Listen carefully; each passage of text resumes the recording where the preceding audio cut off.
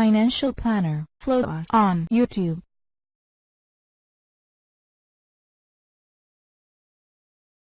Let's get into the economic collapse, political and geopolitical news.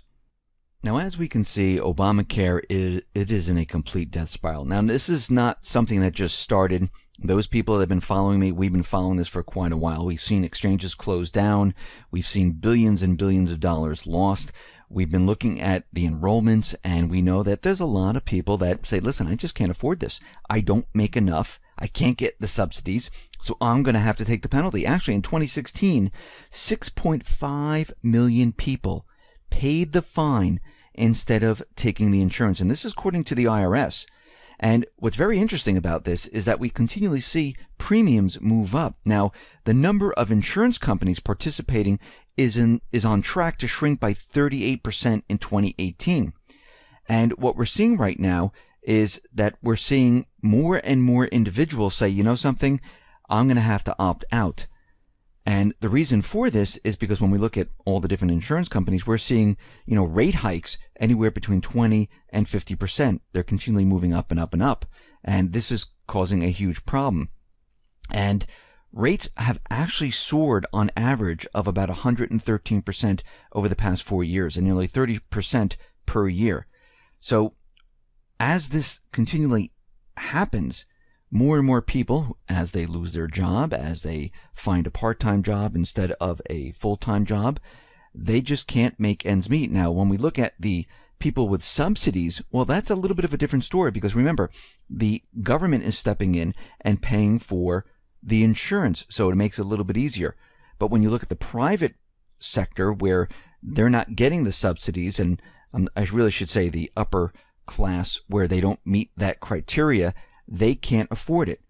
And they keep talking about all these individuals who are getting the subsidies, and they're talking about those individuals who are saying that, yes, they need this, they want this. But again, it's the government paying for all of this. They're not out there taking the money from their own pockets and paying for this. They're getting these subsidies, compared to 6.5 million people who have to say, okay, can I afford $1,800 a month? And most of the people are saying, no, I cannot. And again, this all depends on, how many people are in your family, what plan you take. But we can see that many people, that's where the average range is. Now, there's a watch group out there called FACT, and this is the Foundation for Accountability and Civic Trust. They are going to file a complaint with the Federal Election Commission alleging that the DNC violated federal law by soliciting opposition research on the Trump campaign from a foreign government. Now, we've heard this before. This is a foreign government, this entity, which is Ukraine. Now, what happened here is that this political operative, Alexandra Chalupa, in her capacity as a DNC consultant, saw intelligence on Trump's former campaign chairman, Paul Manafort, from Ukrainian officials. Now, federal law and commission regulations prohibit any person from knowingly soliciting, accepting, or receiving contributions or donations of money or other things of value from a foreign national. Now, FACT alleges that Chalupa violated the ban by knowingly soliciting a valuable in-kind contribution in the form of opposition research and information on a Trump campaign official from a foreign national on behalf of the Democratic National Committee. Now, remember, the DNC, they're saying that no, she was a consultant, she really wasn't part of the DNC, but we can see that, again, the DNC was accepting this information, and she received this from a foreign government. Now, Robert Mueller, who is the special counsel to look into the Russian collusion, well, it looks like his finances are being called into question because his finances are kind of swampy. And when we look at his law firm, he handled clients like Facebook, and we know that Mark Zuckerberg, he is no fan of the president. Mueller was also paid handsomely for a speech by a Mexican bank, Banamex, and we see that there's many other different firms, different countries that he's dealing with, and many of these individuals, they are no fan of the president. And we can see that Mueller right now, well, he might be crossing the line because his entire investigation is moving from Russian collusion into financial crimes and looking into Trump's financial crimes. And it looks like we're almost getting to the point where they're going to say, okay, wait a minute. Have you found anything with the Russian collusion? If not, your time right now is up. You can't go in any other direction. That is not what you were put here for. But again, we know that the Russian collusion whole thing, that whole story, is completely fake, phony, and false. We know what they're trying to do. They're trying to figure out a way to get him any way they possibly can. And this is why they need to move out of the realm of the Russian collusion and look at other things. We see that Trump has thanked Putin for slashing the U.S. Embassy staff. He says it cuts our payroll. This is really like a joke, and I think what this whole thing was, it was completely planned. I mean, think about it. Obama closed the compound here in the United States, removed some of the Russian officials. Russia turned around and said, okay, let's remove these individuals. And I think what they were doing is they were removing individuals that were part of the deep state. And what Trump was out there really saying is thank you for removing them from Russia. Now, all over the corporate media, we can see they are playing up this North Korea nuclear war like we've never seen before. And of course, North Korea has denounced Trump's fire and fury threat in a massive rally, and they're trying to make it look like, something's really going to happen. Now, to bring this to the next level, the corporate media is out there fear-mongering. And we've seen this before. We've seen it with Iraq. We've seen it with Libya. We've seen it with Syria. And this is how we know this is what the deep state does. Think about it. What month are we in right now? We are in the month of August. When does the deep state like to play? Go back to 2013. Well, the sarin gas attack in Syria occurred in August. Why in August? This is when Congress goes on vacation. This time they were there a little bit longer because of the whole Obamacare repeal. But what we've seen in the past, if we look at 2014, 2015, 2016, something always happens during this period of time. We see that Japan, they have deployed Patriot missile systems to shoot down North Korean rockets. Now, I'm going to tell you right now, there are going to be no rockets heading towards Japan. This whole thing is to make it look really good. And the corporate media, well, they're just building this up like there's no tomorrow. Now, what's very interesting about this is that the North Korean media, they announced that the leadership is finalizing plans for hitting Guam. And they're going to use their intermediate range missiles, which are apparently to be launched in when? Oh, that's right, mid-August. Why again mid-August? Because this is when the deep state plays. Now, do you really think North Korea is going to hit Guam with their medium-range missiles? Now, if you notice, they're specifically saying medium-range missiles because they really don't have an intercontinental ballistic missile. We discussed this before. That's why they're saying this. Now, let's think about this for a second. North Korea came out, they broadcasted all over the world that they're going to be firing an intermediate medium-range missile at Guam. So they're telling the United States what they're about to do. Why would they do this at this point? Then the United States, Trump comes out and says, or the Pentagon came out and said, we have a plan already set up to go into North Korea if they actually do fire these missiles. We're going to use B-1B Lancer bombers, and they are on standby in Guam. So they're broadcasting everything that's going to be done. Does this make any sense whatsoever? If you're truly going to do something, and let's say North Korea, for instance, is truly going to attack someone, do you really think they're going to broadcast it?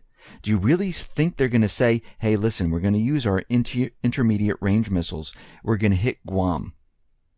Because all those stories about hitting Chicago, hitting Alaska, those are completely fake, phony, and false. So the plan of a preemptive strike on North Korean missile sites with bombers stationed in Guam is absolutely ridiculous on the U.S. part. because they're telling North Korea exactly what they're going to do. So this whole thing doesn't make sense at all. This is propaganda that the deep state is creating and using the corporate media to create this entire story. Now, South Korea is out there and they're saying, let's calm the situation down. The United States and North Korea should stop provoking one another, instead make an effort toward creating a new dialogue. China is out there saying they're not going to stand by for a regime change in North Korea. And you have to listen to what Trump is saying very specifically. If North Korea does something, then the United States will go into North Korea. He knows, so does Russia, so does China, that North Korea is not going to do anything. Lavrov is out there saying, listen, there is a joint Russian-Chinese plan to defuse the North Korean crisis. And we should stop what we're doing right now. We should freeze everything until we start discussing this entire plan. Both sides should stop making threats. So, is North Korea really going to attack Guam? No. North Korea, they will not nuke the U.S. territory of Guam. Why? Well, first of all, can it hit Guam? That's an open question. The small island is around 3,400 kilometers away, near the maximum range of the single-stage missile that North Korea first tested last May, and says it plans to use in this attack. So they're barely going to reach it. Weapons experts think it needs more tests before it can reliably deliver a nuclear device. First of all, do they have a nuclear device that they can place on a missile? Yes, we've heard the propaganda, but guess what? Do we have proof, hard evidence? No, we do not. Is Kim Jong-un insane? No, we know he's not. We know that he's doing all of this to protect North Korea. We know he's doing this and using nuclear weapons as a deterrent. This is why he continually is out there saying that if the United States does anything, and we know what he's talking about regime change in his country, because he's seen the deep state work before. He is going to protect the country. So he's not crazy. A lot of people think he is. The corporate media has made him out to be crazy, just like they made Assad to be out crazy, the Saddam Hussein to be crazy. Every place they want to go into, they always make the leader to seem like he's a dictator, that he's crazy, and we need to get rid of him. So when we look at this, we can see that all of this is absolutely ridiculous. Now, Pepe Escobar is out there, and he's saying that the same intel folks who brought to you babies pulled from incubators by evil Iraqis, as well as non-existent WMDs, are now peddling the notion that North Korea has produced a miniatured nuclear warhead to be able to fit on their ICBM missile, which doesn't even exist. That's the core of an analysis completed in July by the Defense Intelligence Agency. Additionally, U.S. intel believes that North Korea now has access up to 60 nuclear weapons. Now, on the ground, the U.S. intel on North Korea is virtually non-existent, so these assessments amount to guesswork at best. But again, Japan came out with this ridiculous 500-page white paper, which was released earlier this week, saying that, they have this nuclear weapon. Again, this was all speculation. It was created without any proof whatsoever. So right now, we're dealing with guesswork and speculation. There's no hard evidence about anything. So when we really look at this and we see what's happening, we need to think to ourselves, what is the deep state trying to do? They're trying to create a war. And what do we have to look for? We have to look for what they're going to do. North Korea is going to do nothing. Now, meanwhile, the United Nations Security Council Resolution 2371, it does target North Korea's major exports: coal, iron, seafood. Coal accounts for 40% of North Korea's exports and about 10% of their GDP. Yet this new sanctions package does not touch imports of oil and refined oil products from China. That's one of the reasons why Beijing voted in favor of the sanctions. So what's next? Well, beware of an engineered false flag to be blamed on North Korea. That would help them bring us to war. The current narrative is eerily similar to the usual suspects blaring since forever that Iran is a heartbeat away from building a nuclear weapon. And remember, they started that argument back in the late 70s, and here we are in 2017. North Korea holds trillions of US dollars in unexplored mineral wealth. This is why they want North Korea. I mean, one of the reasons, there's many others. But we can see this is what they've been pushing right now. They've been pushing the idea, this propaganda story, and they're building the narrative. And it's amazing how they picked August. Why didn't they pick June? Why didn't they pick April? Why not after Labor Day? They always pick August. It's the same pattern. And a couple reports ago, I said, from now until Labor Day, they are going to push this as hard as they possibly can to get something started. Now we can see that a U.S. Navy destroyer sailed within 12 miles of the South China Sea island, the Spratly Islands, and it was the USS John McCain that sailed around the South China Sea. Yes, there is a ship named after McCain. And we can see that China is out there saying that, they violated international law. Again, the U.S. never signed the freedom of navigation rules. They never agreed to it, but they're just continually using it, saying that we have the freedom to sail. And once again, China is sitting back and saying, listen, you're trying to provoke us. You're provoking us in North Korea. You're provoking Russia in North Korea. And we're really not going to do anything. Actually, Russia, all along the North Korean border with Russia and China, they're not on high alert at all. There is no troops or anything there on high alert getting ready for an imminent attack. Not at all.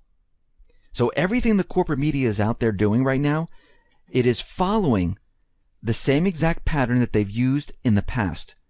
They didn't even deviate from it. They just picked a different country to use it.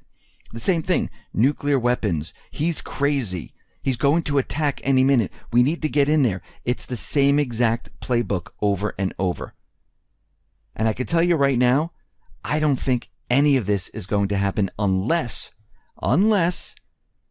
the deep state gets so desperate that, I've said this before, they fire a missile and they tell us it came from North Korea, and maybe it hit outside of Guam, maybe it hits outside of the shores of Japan near a U.S. ship or a Japanese ship, maybe a South Korean ship, maybe it hits somewhere in South Korea. They're going to try to do something and make it look like North Korea actually fired a missile, and they're going to try to blame it on North Korea. Now, they're going to try to push this as hard as they can. And I believe what is happening right now, even though Trump is out there, yelling and screaming and all this stuff, it's just words. It means absolutely nothing. There's no red lines. Tillerson is still working on dialogues with Russia, with China, to calm the situation down. But they understand that the deep state, they're pushing their agenda and they're trying to get something started. And many people might not agree with this, but we could see at this point, there are no red lines, there's no absolutes, there's nothing like that whatsoever. And when we look at the bigger picture, because we've been looking at this for a very long time, we can see that the deep state, they're backed against the wall. And we discussed this before. As they keep losing ground in all different countries, in Libya, in Lebanon, Iraq, and in Syria, they are going to become more and more desperate. We've said this, and we said, let's look at August, because this is when they're really going to push their agenda very, very hard. And here they are right now, doing exactly what we said they were going to do. Now, what is happening out in Syria? Well, we can see that the rebel forces, they are losing a lot of territory. They suffered a large setback in southern Syria. They've lost the border along the Sweden-Jordan border. We can see that in Iraq, all those coalition bases they set up to fight the Islamic State, they're being closed down right now. And the Syrian army, they're poised to retake the last al-Qaeda-held district in Damascus. The whole thing is falling apart. The only thing they have left is North Korea. And what we're looking at right now is a false flag event. This is all they have left. They have the corporate media pushing this story. We have the deep state trying to push war with North Korea, and they're out there telling everyone all the plans and what's going to happen, who's going to get hit, which makes no sense whatsoever. Because from a military perspective, you never broadcast your plans. You never tell anyone what you're going to do. You might make threats, but you don't point to certain areas. But they have to do this because they like using the propaganda to convince people that this is really going to happen.